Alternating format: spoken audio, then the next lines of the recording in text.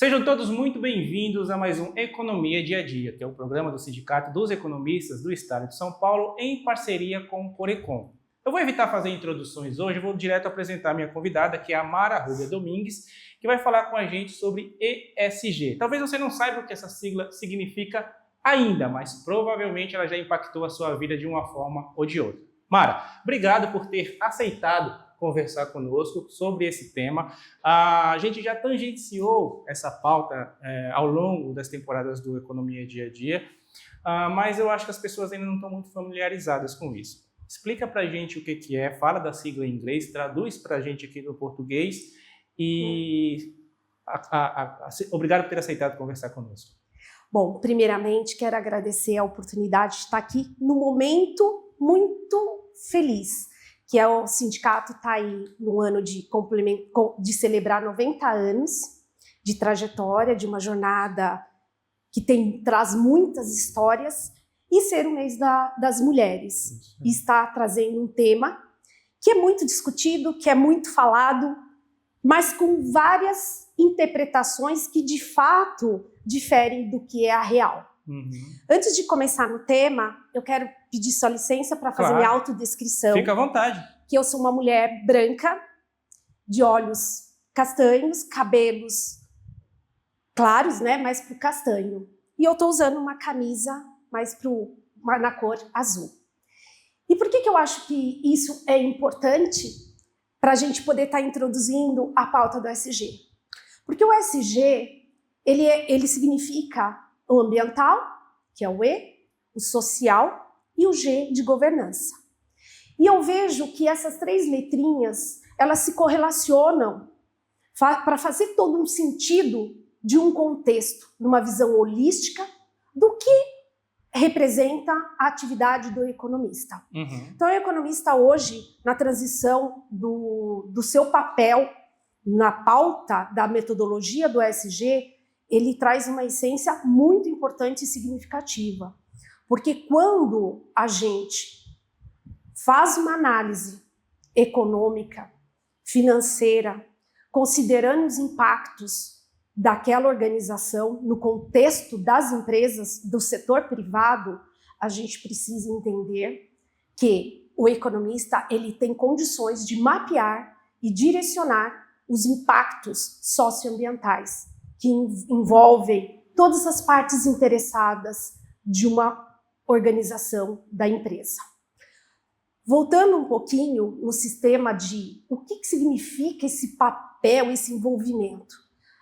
Hoje, nós estamos no século XXI e a gente já sente algumas mudanças de comportamento, de hábitos, que até o século passado, digamos que eles eram poucos modestos, que o consumidor ele não tinha tanta voz como hoje na aquisição de um produto, na aquisição de um serviço. Hoje é muito importante que o mercado entenda o quanto de que forma que aquele produto ou serviço está sendo vendido, a que condições ele foi apresentado ao consumidor, ofertado ao consumidor.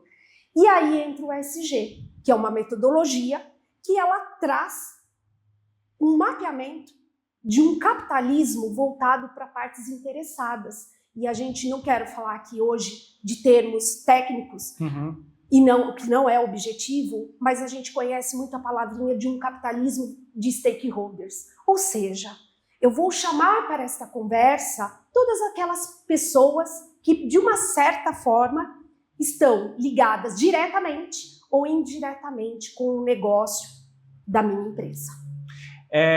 Surgiu mais ou menos em 2004, é isso? Esse conceito, essa proposta de ESG.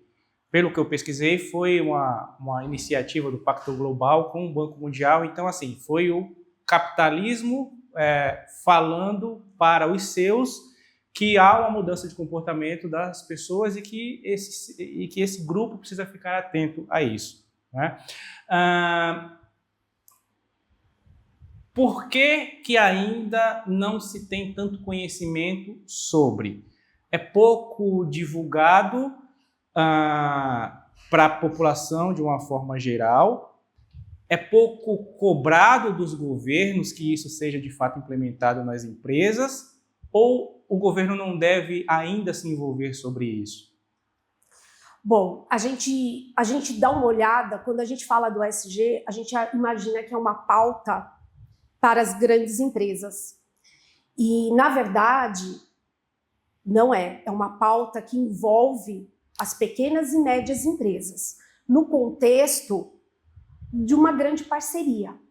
Então, você veja, hoje o ESG, ele tem que estar na estratégia do negócio, da empresa, e alinhada com toda a sua cadeia de fornecedor. Para você identificar e integrar os critérios dos aspectos ambientais, sociais e de governança, que é como ele vai ser o guardião de todo esse contexto, é necessário que eu tenha um alinhamento, um projeto de engajamento que envolva os meus parceiros, que são as pequenas e médias empresas. Para você ter uma ideia, né, hoje, por uma pesquisa do Sebrae, 70% da mão de obra, ou seja, o parceiro da grande empresa, são as pequenas e médias. Então, esse assunto envolve a todos. E eu começo sempre pelas pessoas, cuidar das pessoas, inserir as pessoas nesta conversa. E o que eu quero dizer com isso? Discutir sobre iniciativas que preservem e que melhorem o meu negócio é extremamente necessário para que a empresa continue existindo. Ela tem que ter uma estratégia. Se eu vou trazer essa pauta, uma empresa que precisa de recurso natural, ela precisa de água.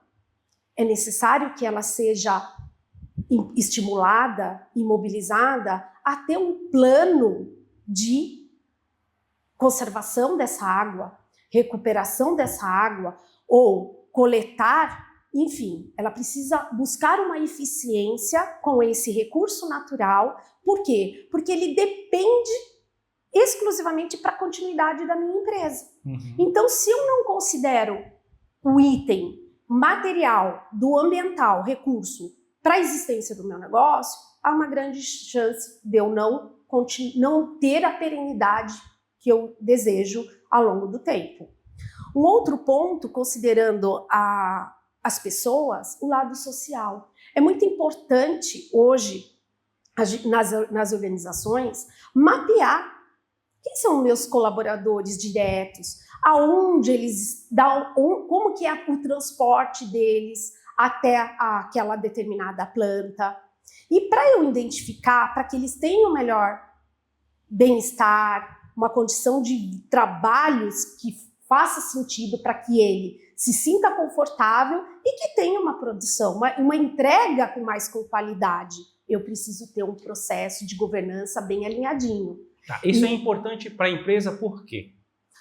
Olha, se uma empresa, centrando no lado social, se uma empresa tem muita rotatividade de funcionário, alguma coisa tem que ser revista. Por quê? Porque eu tenho rotatividade, a empresa tem custos com a saída desse profissional, ela tem custo, às vezes, com todo o investimento em treinamento, em capacitação. Se eu demonstro isso, esse lado intangível, mas transferindo isso em análise econômica e financeira, há uma grande chance de eu mostrar para o empresário que ele, só com um ajuste, um plano de ação, ouvindo essas pessoas interessadas, é possível que a gente tenha uma redução de 20% sobre o faturamento. É importante eu falar, Deco, que essa pauta do ESG, ela é fluxo de caixa positivo no final do dia. Uma empresa, ela tem que avaliar, ouvindo as pessoas, as partes interessadas do teu negócio, para que realmente ela tenha um plano de ação eficiente, que traga resiliência para o meu negócio. Transferindo isso, para que forma? Financeiramente. Então, quando eu vejo uma redução ou de desperdício de qualquer recurso natural ou matéria-prima, quando a gente vê uma alocação de recursos. E quando a gente fala de alocação de recursos, não é só equipamentos, maquinário, são pessoas também serem alocadas, reestruturadas dentro da organização. Isso tudo vai impactar o fluxo de caixa. Isso demanda investimentos, uma modernização dos parques fabris, por exemplo, uma troca de maquinário. Isso demanda algum investimento? Esse é um discurso que a gente ouve muito, que o ESG é caro e é um produto de moda. E eu te digo... Porque assim, desculpa, para quem está de fora, que é o meu caso, que não sou empresário de nada, sou só um consumidor e acompanho o mercado publicitário das marcas também por dever do ofício, passa essa impressão, sim. Você falou que o ESG é pensado para as pequenas e médias empresas, mas eu vejo que as grandes corporações se apropriaram disso para ter um selinho lá na embalagem do seu produto final, falando, olha, a gente segue essas diretrizes, então o meu produto é melhor por isso.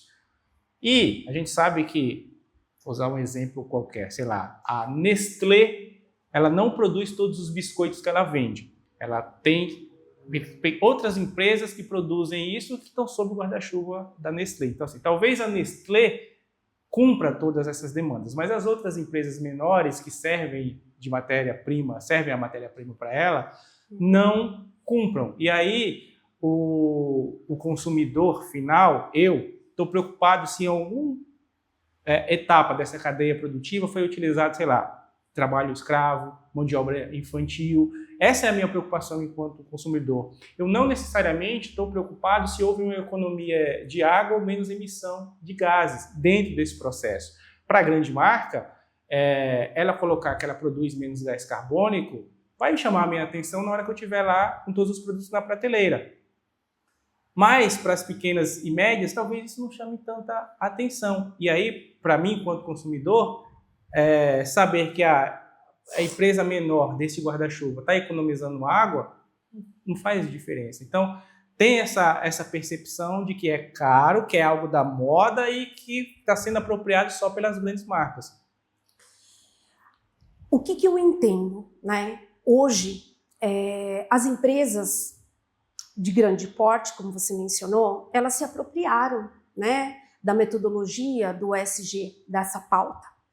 Porém, hoje a gente identifica alguns compromissos que essas empresas assumem publicamente, porque não basta hoje, não é esperado pelo mercado somente o lucro dessas organizações ao olhar da reputação da empresa, ao olhar do investidor. É necessário também entender como que esta empresa faz a sua jornada de produção até o seu produto final ao consumidor. Para isso, nessa jornada, ela conta com esses parceiros que, como eu mencionei, eles são as pequenas e médias empresas. É a força motriz que impulsiona a grande empresa, né? E o que ela precisa? Ela precisa se engajar também nos compromissos assumidos do seu grande parceiro do negócio. E para isso, eu entendo que as grandes empresas têm um papel de orientar, de engajar o seu parceiro. Porque quando ela assume que ela vai cuidar o que eu não gostaria de entrar aqui no termos técnicos, mas a gente tem alguns compromissos, que é o que a gente trata como escopo 1, escopo 2, que basicamente é tratado para grandes empresas, tudo que eu faço, a organização faz a sua gestão. Então, ela consegue fazer um acompanhamento do teu negócio, do teu core, da tua empresa, ela faz. Mas é um grande desafio e que envolve o parceiro é o escopo 3. Eu acompanhar, eu orientar como grande parceiro a pequena e média empresa em conduzir uma produção que seja mais eficiente e ajustada aos compromissos. E aí você vai dizer, mas isso custa? Muitas vezes não.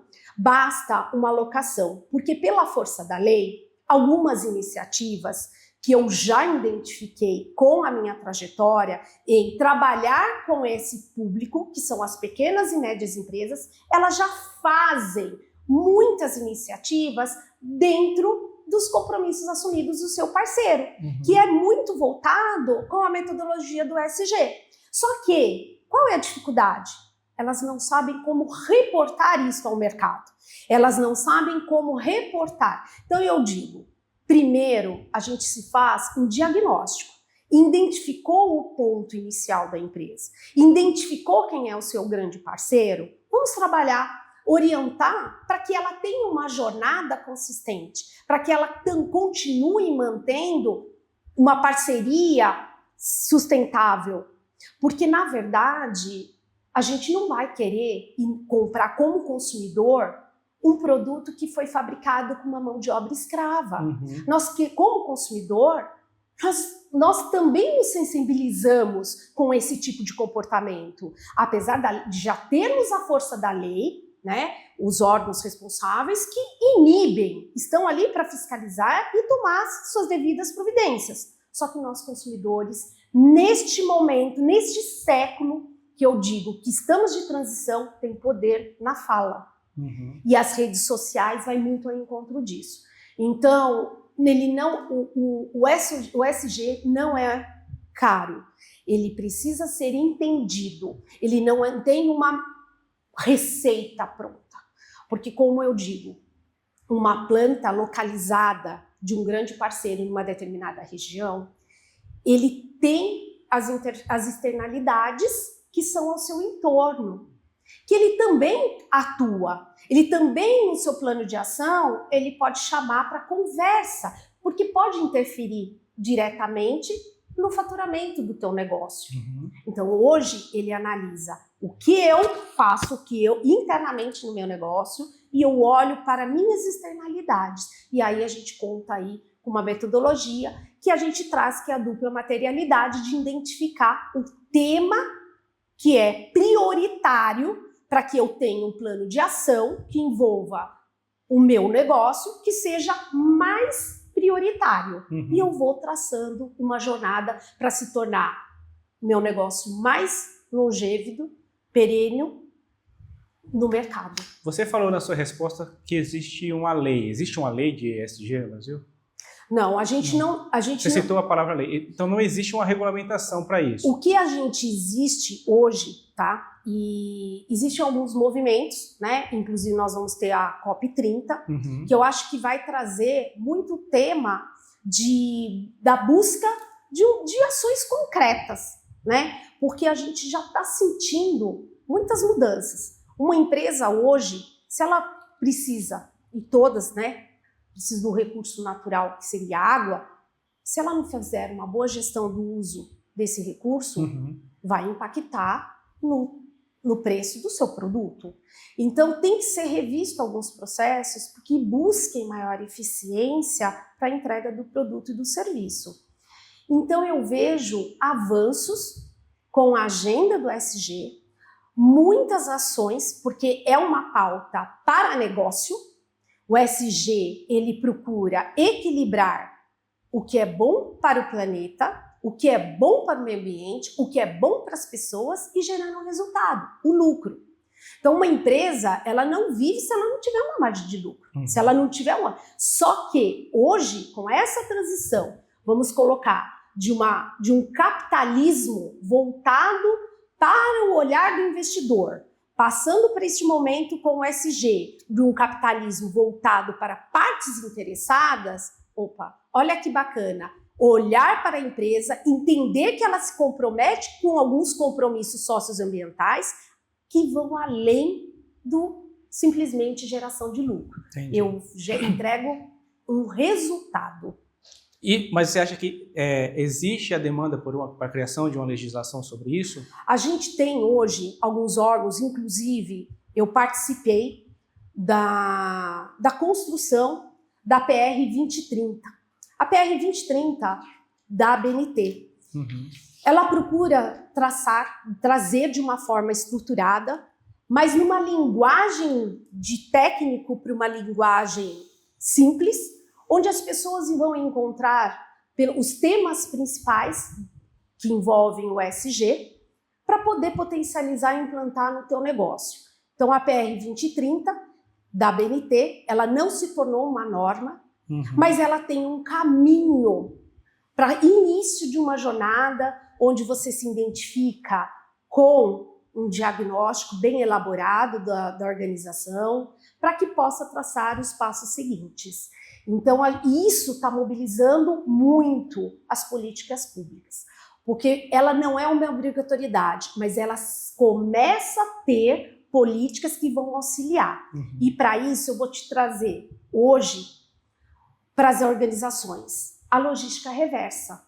A logística reversa é onde as empresas vão ter que se repensar na remodelagem dos seus produtos, das embalagens, para que ela possa ter o retorno daquela embalagem, daquele produto, para que ela possa fazer um ciclo para ele retornar no mercado. Então, hoje a gente tem aí políticas públicas para a economia circular, para a logística reversa, e um grande incentivo de tudo isso daí é a lei de Rouanet, que é de reciclagem, que ela praticamente se correlaciona com a iniciativa privada para impulsionar os avanços dessa política que vai fazer muita diferença. Por que eu te fiz essa pergunta em relação à legislação? Alguns programas a gente tenta pensar neles como se fosse uma redação de Enem, tá? Com introdução, desenvolvimento e conclusão. Eu fiz a introdução, no começo da nossa conversa, eu citei que o ESG surgiu lá em 2004, pelo Pacto Global e um acordo com o Banco Mundial para essa orientação das empresas. Coincidentemente, você também citou isso em uma das suas respostas, coincidiu com um período de popularização das redes sociais, portanto, as pessoas tendo maior poder de pressão em cima das empresas em relação a alguns temas que são sensíveis para a sociedade contemporânea, né, para o mundo que a gente vive hoje. Eu citei em uma das minhas perguntas a questão do trabalho análogo à escravidão, você também citou isso em relação em uma das suas respostas. Mas também quando eu te fiz a pergunta, eu falei, olha, eu não necessariamente estou preocupado se a empresa XYZ está economizando água ou está gastando mais água na comparação com a outra, porque essa informação não chega para a gente no grande público, e aí não tem como a gente pressionar em relação a isso. Eu entendo que essa pressão especificamente deveria ser regulamentar. O governo deveria, de alguma forma, oferecer contrapartidas ou punições para as empresas que cumprem ou não essas etapas. E aí a gente vê, por exemplo, o que aconteceu lá no Maranhão com a Braskem, uma cidade afundou. Não tenho muito claro ainda quais são as punições que essa empresa vai sofrer por causa disso. Eu entendo que esse acontecimento, de alguma forma, está ligado com o ESG, porque envolve o ambiental e o social dentro de um mesmo evento. A gente teve, recentemente, saiu uma decisão da Justiça, salvo engano, na Inglaterra, sobre os acontecimentos envolvendo Mariana, que, sim, o resultado do julgamento foi pífio, nulo, praticamente sem nenhuma punição para as empresas que foram responsáveis por talvez a maior tragédia ambiental da história do nosso país. Eu entendo que, não sei se pelo caminho de uma legislação, mas deveria o governo, ou os governos dos países, né, dos 193 países que compõem a ONU, que adotaram o ESG, que eles criem que seja necessária a criação de alguma norma ou legislação que ofereça contrapartidas para as empresas que cumprem essas metas e que adotam o ESG e punições para aquelas que não cumprem. Haja vista que algumas questões, realmente o grande público, eu enquanto consumidor, não vou estar atento a isso o tempo todo. Eu vejo uns avanços. Poderia dizer até um pouco modestos com os compromissos. Eu acho que a gente já deveríamos estar numa discussão, trazendo a pauta, pensando na regeneração dos recursos naturais, enfim. Mas, hoje, está previsto para 2027, a inclusão da norma da IFRS, que é S1 e S2. O que quer dizer isso, tá? Não vou entrar tecnicamente no assunto, mas é que as empresas elas vão ter que integrar os aspectos ambientais, sociais, os impactos dentro dos demonstrativos financeiros. Então, os especialistas, e eu respeito muito os contadores, eles têm essa missão né, até 2027, em integrar nos seus demonstrativos contábeis o impacto que a empresa gerou em relação ao clima, em relação à sua atividade.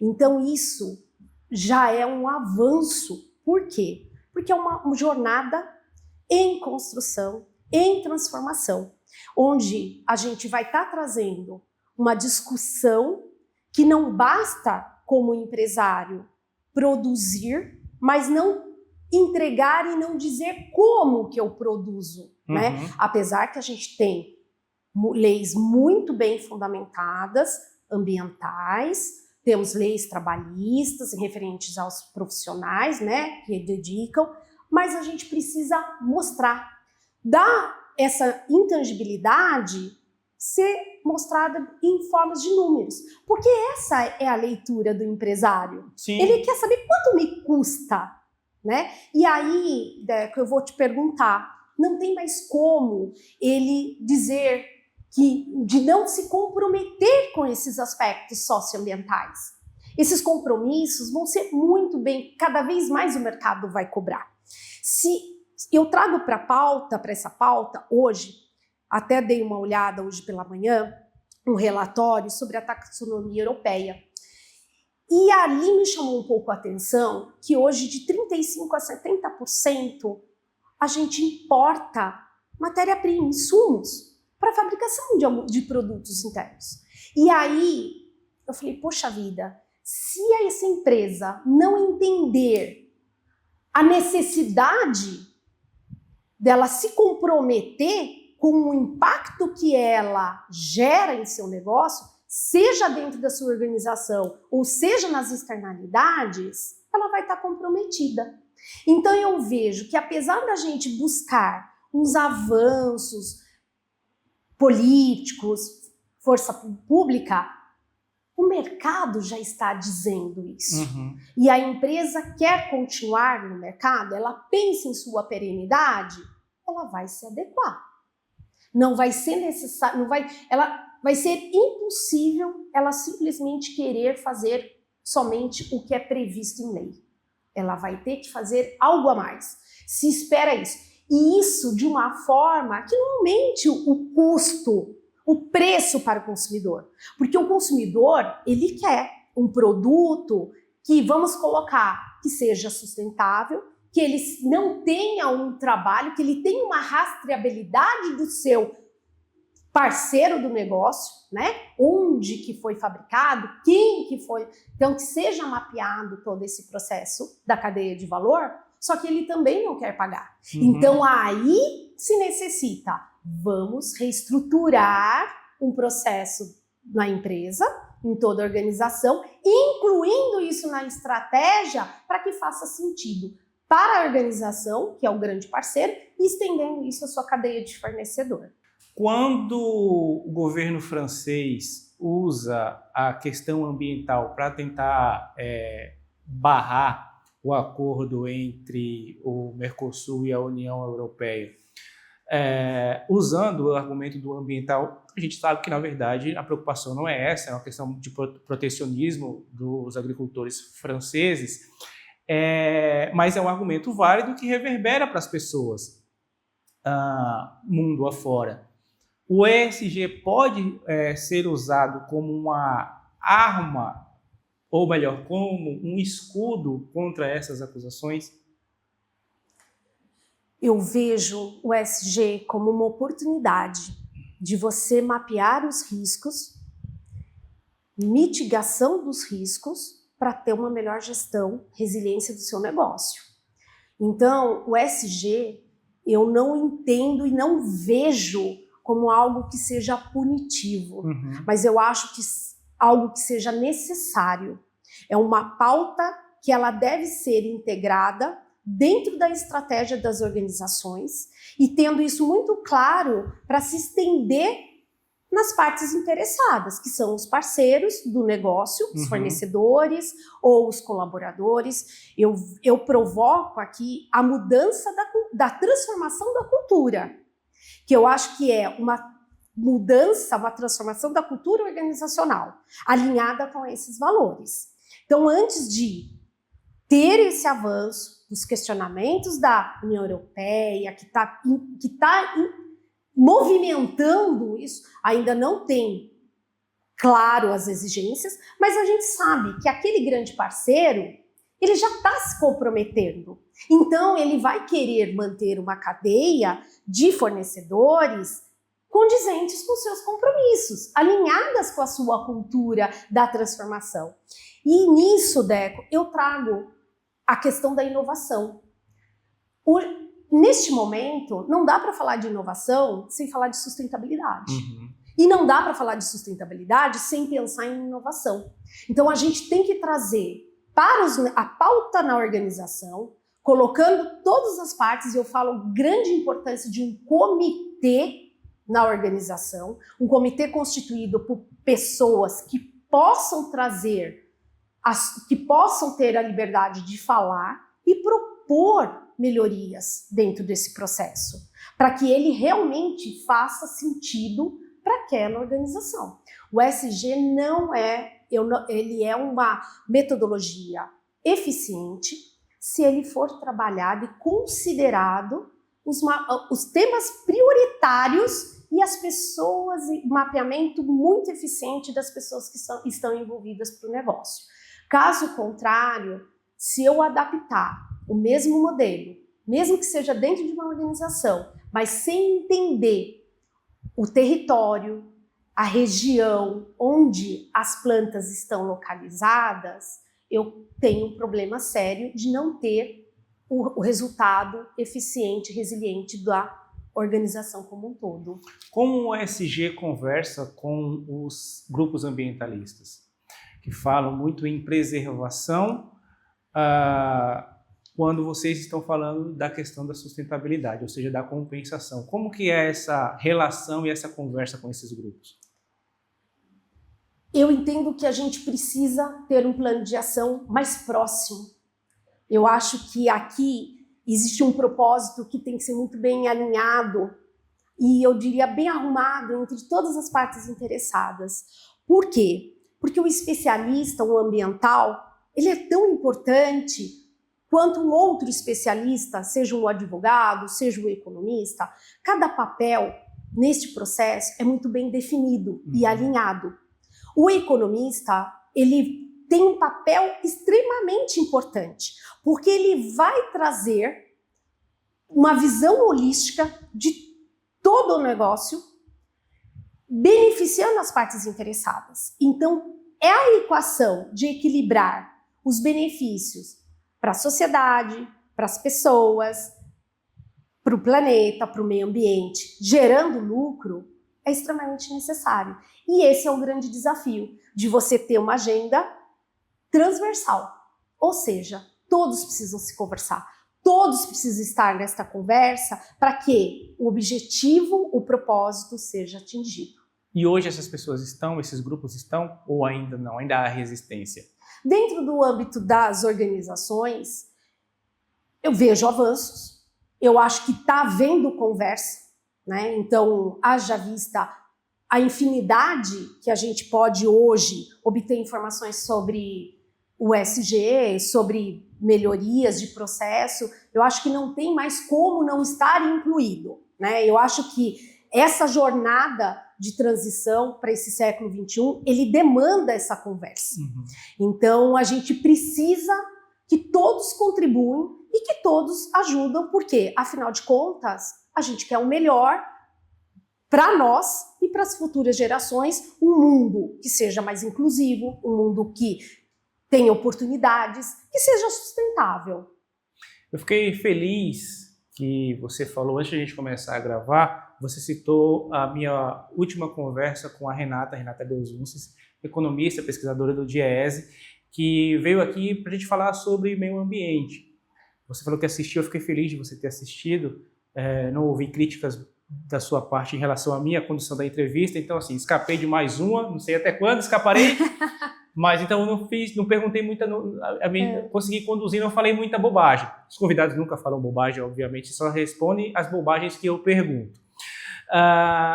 E num determinado momento da minha conversa com ela, a gente falou sobre a questão da exploração da Foz do Amazonas pela a Petrobras. E, inclusive, aproveitando, convidar as pessoas para assistirem essa entrevista, eu achei muito bacana, eu revi ela recentemente, eu achei muito interessante. Procure lá no canal da TV Economista, a minha entrevista com a Renata, eu espero que ela tenha gostado e ela está convidada a voltar aqui. Até combinei de que ela volte aqui do pós-COP30, durante a COP30, para a gente conversar sobre.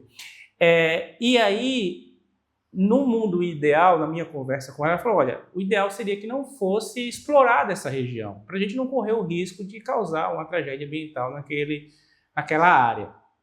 Por outro lado, acho que até comentei isso com ela durante a entrevista, falei, olha, no mundo ideal sim, mas esse mundo ideal não existe, não vai acontecer da gente não explorar mais cedo ou mais tarde aquela região, haja vista que outros países já estão explorando aquele recurso e é um recurso finito, então se a gente não correr para explorar, a gente vai ficar sem.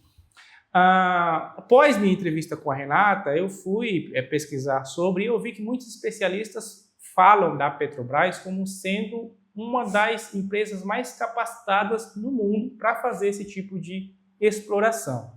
A Petrobras, aí do ponto de vista ambiental e de governança, ela já segue os padrões estabelecidos pela ESG e como isso ajudou ela a se tornar essa empresa referência para esse tipo de atividade? Eu vejo que é uma jornada. Nós estamos num momento de construção, de transformação, né? Então a gente tem que considerar que o impacto é inevitável. Mas como que vai ser tratado esse impacto? Aí que eu entendo que é o questionamento, né? Por quê? Porque aí demanda uma análise com profundidade da região. E nessa pauta a gente conta com os especialistas ambientais, sim, mas também contamos com os aspectos, com os especialistas que cuidam do ambiente social. Então não dá para andar somente no percurso do ambiental. Eu acho que envolve uma análise muito mais criteriosa, considerando todo o território, considerando o que a gente busca e o que vai ser, e como que a gente vai lidar. O impacto, volto a dizer e reforço, o impacto sempre é inevitável. Até minha vinda para cá, hoje, eu já gerei um impacto, nós geramos, mas o como eu vou compensar, como eu vou fazer desse impacto, que é a grande questão. Então, ser extremamente ativista, como você colocou, eu acho que não é o caminho. Eu acho que sempre tem que buscar o equilíbrio nas questões socioambientais, para que realmente a gente entenda que a gente precisa ter um planeta e que mostre essa floresta para as futuras gerações. Então, não entendo e eu espero que a COP30 ela traga ações concretas, porque tratados, até como já foi mencionado nas redes sociais, já foram feitos. Os compromissos desta agenda até a última COP, de se comprometer com a descarbonização, uma jornada de descarbonização nas organizações, isso já está avançando. Apesar que a gente tem aqui no Brasil uma matriz energética muito diferenciada em relação aos outros países, mas é importante a gente entender os impactos daquela região. E aí eu não vou entrar em detalhes, com profundidades, porque eu acho que a COP irá trazer esse contexto de uma forma que pode haver compensações que sejam para mitigar essa geração de impacto positivo. A Petrobras, ela segue essas diretrizes de ESG e isso facilitou para ela se tornar uma referência para esse tipo de atividade? A Petrobras hoje, ela tem uma boa reputação, ela demonstra seus indicadores de sustentabilidade dentro dos seus relatórios. Obviamente que eu falo que uma empresa não é perfeita, Porque nós, como pessoas, não somos perfeitas. Claro, claro. E a empresa é feita por pessoas. Mas ela tem uma jornada bastante significativa, relevante, com profissionais muito bem capacitados e habilitados, que conduzem, que fazem uma gestão nesse âmbito muito consistente. Então, quem seria eu em dizer que ela não teria todas as habilidades e capacitações necessárias? Muito pelo contrário. Só a gente dá uma olhada, com um estudo de caso dos seus relatórios de sustentabilidade, com os seus indicadores financeiros, eu acredito que a gente avança positivamente nessa pauta.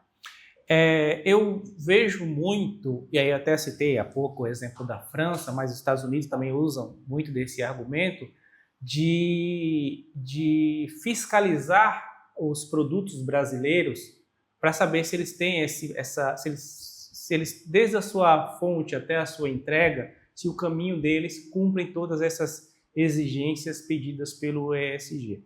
É muito interessante, apoio, eu acho muito bacana. Mas o Brasil também, e aí você citou nas suas respostas, importa muita coisa. A gente exige isso das empresas lá de fora? É algo que sim. Principalmente as multinacionais, que mantêm aqui as suas plantas, elas já estão comprometidas com alguns compromissos. Veja, no comprometimento de alguns compromissos publicamente, é importante frisar que para cada empresa, para cada organização, ela traça seus temas que são prioritários para a sua existência. Sim. E ela traça através desse mapeamento, dessa materialidade. O que é material para o meu negócio, eu vou trabalhar, eu vou ter um plano de ação. Então, a pauta da descarbonização no âmbito de todas as organizações, eu acho que ela é um tema necessário. Então, todas as empresas de grande porte que estão aqui, que estão na B3, que capital aberto, elas já estão comprometidas a entregar.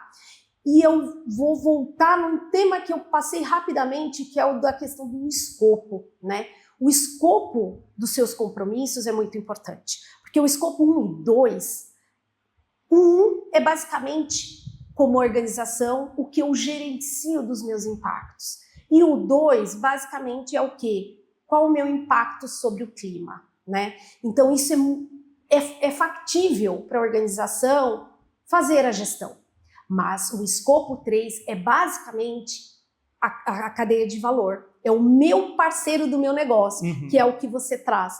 Esse é um grande desafio, porque mapear, fazer a rastreabilidade de toda a cadeia produtiva envolve e depende de muitos processos para serem eficientes. Isso a gente está engatinhando, eu diria, para que realmente a gente possa ter uma seleção de parceiros que estão alinhados aos valores, à cultura da organização.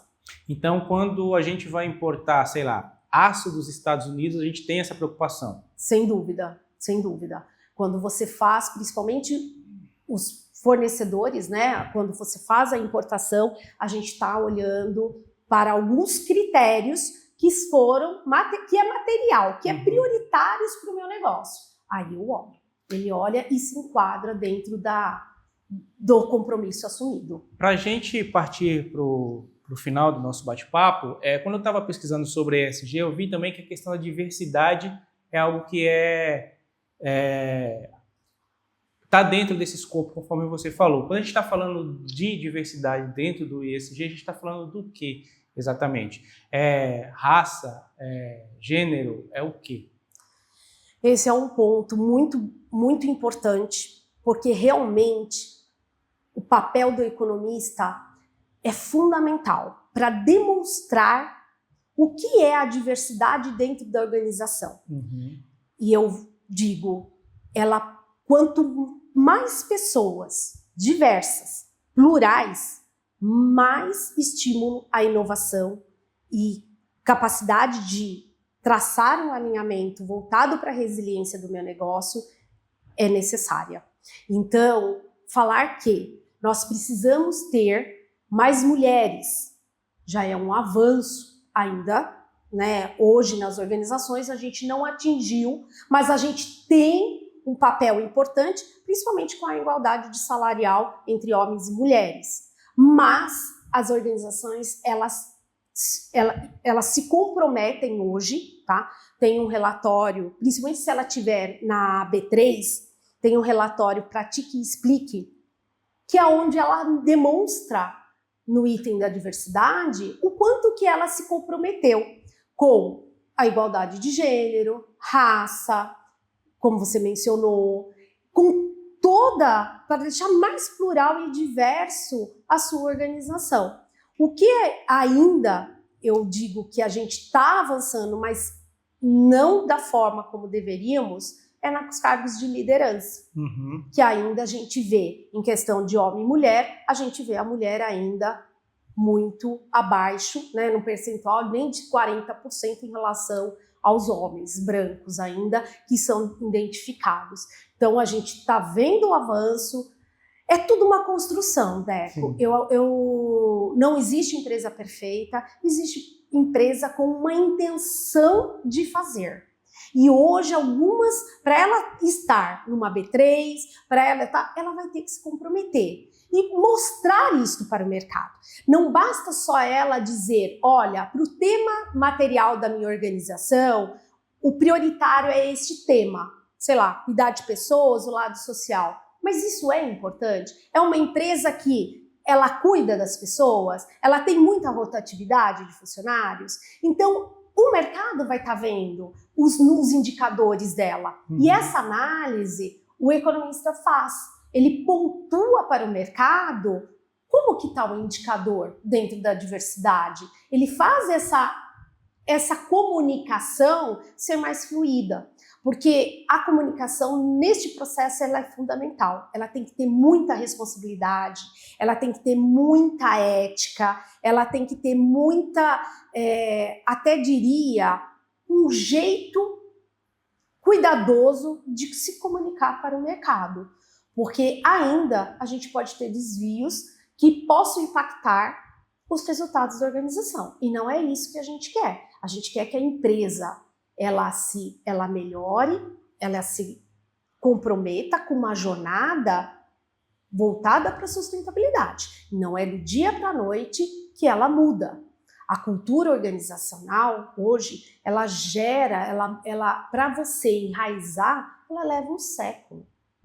Então, é um caminhar, é uma jornada em transformação, que a gente está no caminho. E eu sou otimista em dizer que não na velocidade que gostaríamos de ver, mas está acontecendo. Essa pauta, ela é extremamente necessária e ela veio para ficar e cada vez mais nas organizações. E que é uma pauta que tem uma pressão social importante, né? As pessoas pressionam para que as empresas tenham essa diversidade. Outra coisa que eu achei muito interessante, para a gente já partir para a conclusão dessa nossa dissertação, que é sempre esse nosso programa aqui, é das questões trabalhistas. Também o ESG também engloba as questões trabalhistas. E aí eu quero saber de você como que as entidades de classe estão conversando com as empresas em relação a isso, se elas estão adotando as práticas do ESG, se elas estão cobrando isso, como que está essa relação e qual é a importância para as empresas também de entidades de classe atuantes e fortes para até ajudá-las a perceber quais são os gargalos dentro dessas práticas que elas estão deixando passar. Eu digo que é fundamental nesse processo entender que a gente precisa ter uma economia, um capitalismo voltado para as partes interessadas. Hoje, a gente precisa, o ESG, ele é uma agenda holística, é uma agenda multidisciplinar e que o grande desafio hoje é ter essa conversa com as diversas áreas. Então, no ESG não existe o E mais importante, o S mais importante, não, porque somos pessoas e as pessoas estão inseridas no contexto socioambiental e de governança, que é o guardião de todo esse processo. Então, eu tenho que cada vez mais entender a relação e a conexão entre os agentes, todos precisam falar, todos precisam dar a sua perspectiva, para que de fato se tenha um diagnóstico e um plano de ação consistente e que faça sentido para a construção, para a entrega ao mercado da imagem, da reputação, da organização, dos incentivos, porque o investidor, ele espera isso. Ele quer acreditar que o teu negócio tem uma estratégia de futuro, que o teu negócio está pensando em estratégias daquela empresa, organização permanecer. Uhum. Então, ele demonstrando, ouvindo as partes interessadas, melhorando o seu processo, que é a visão sistêmica, vai dar um conforto para que o negócio continue. E as organizações são fundamentais, porque elas fiscalizam, porque é necessário para que realmente tenha essa comunicação transparente que o mercado espera no posicionamento das organizações. Você conversa com dirigentes sindicais, eu imagino. Eles já assimilaram todas essas pautas do ESG ou ainda é algo que está sendo descoberto? Porque é algo relativamente novo, né? Com o ESG, de toda essa conversa que a gente fez, ele é uma pauta para as organizações privadas. Sim. Né? E as organizações privadas, óbvio que elas assumem seus compromissos, mas elas seguem uma legislação. Então a gente tem uma estrutura, né, os poderes, que eles têm as leis que precisam ser seguidas. E aí, e nesse contexto, eu trago a agenda global, que envolve o governo, os estados, que são os compromissos com os ODSs. Então, hoje a gente conta com os 17 ODSs, que são as metas de cumprimento.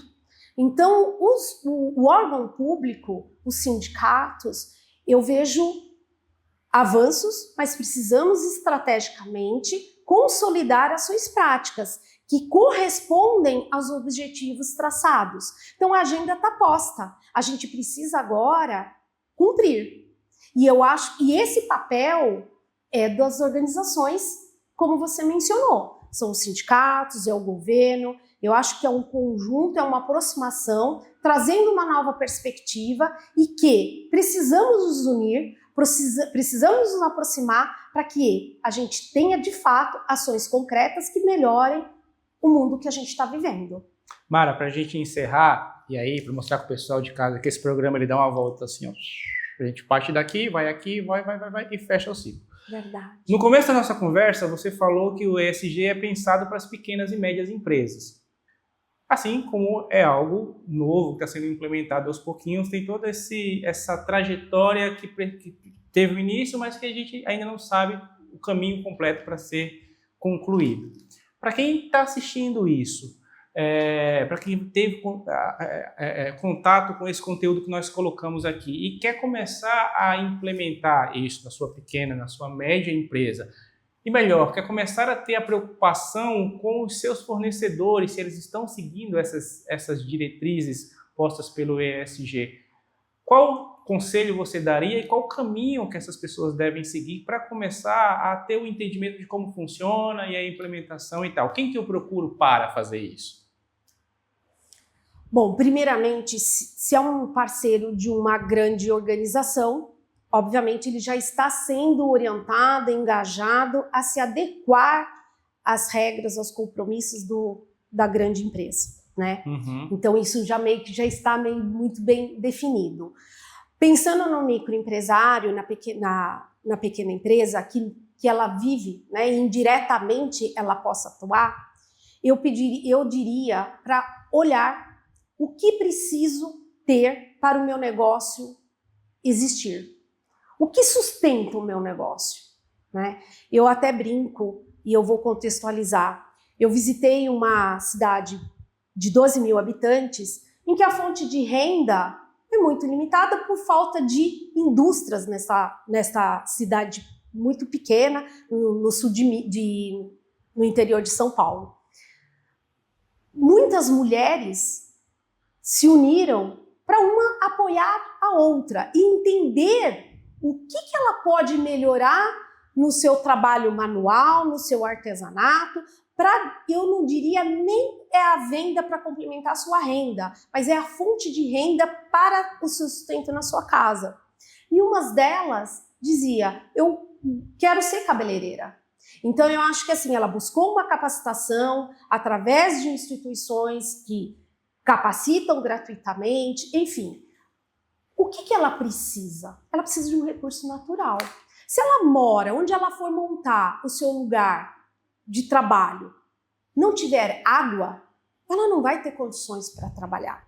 Então essa é a provocação que a gente começa a despertar. A gente precisa entender o que me sustenta para o meu micronegócio, para a minha pequena empresa funcionar. Eu dependo exclusivamente, eu dependo de um parceiro único para desempenhar a minha venda, para eu ter um faturamento. Eu preciso entender a minha vulnerabilidade e como que eu posso traçar. Eu vendo hoje para o Deco, ele é meu único comprador. Então vamos buscar, vamos rever dentro do meu negócio a opção de eu buscar outros parceiros que possam me ajudar. Então eu acho que a conversa é você olhar, primeiramente, você mapear, trazer o que eu preciso para dar continuidade no meu negócio. Qual que é a minha dependência para o meu negócio existir? Porque se eu fechar, eu não vou ter faturamento, eu não vou ter renda. Então eu acho que essa é a conversa. A gente usar melhor os recursos para o meu negócio. O que eu preciso. Eu vejo muito, Deco, nas pequenas empresas, desperdício de material. Precisa ser checado, isso precisa ser visto. Eu não sei fazer o controle de desperdício de matéria-prima, eu tenho que buscar uma capacitação, eu tenho que buscar um profissional que possa me auxiliar. Eu volto a dizer, educação financeira, capacitação no negócio, existem pessoas, existem profissionais que estão acessíveis e apoiando esse negócio. Então não deixe, não ache que o teu negócio está muito bem. A gente sempre precisa de cooperação, a gente precisa colaborar, a gente precisa de apoio. E hoje, nesse movimento que a gente está vivendo, tem muitas pessoas dispostas a apoiar. Mara, obrigado por ter aceitado o convite. Eu espero que você volte numa outra oportunidade para a gente falar sobre esse e um pouco mais sobre esse tema e sobre outros temas também. Bom? Para vocês que ficaram até aqui, eu quero agradecer a parceria e a paciência de sempre. Eu espero que vocês tenham gostado. Caso vocês tenham alguma dúvida, encaminhem para a gente encaminha para a Mara. Eu tenho certeza que ela vai responder com todo prazer as dúvidas do pessoal de casa. ESG impacta diretamente na sua vida. Espero que a gente tenha ajudado pelo menos um pouco você a entender um pouco mais como isso afeta o seu dia a dia e que a partir de agora você fique mais atento às empresas que cumprem esses critérios. Muito obrigado de coração pela parceria e pela paciência de sempre. Eu espero ver todos vocês na próxima. Tchau, tchau.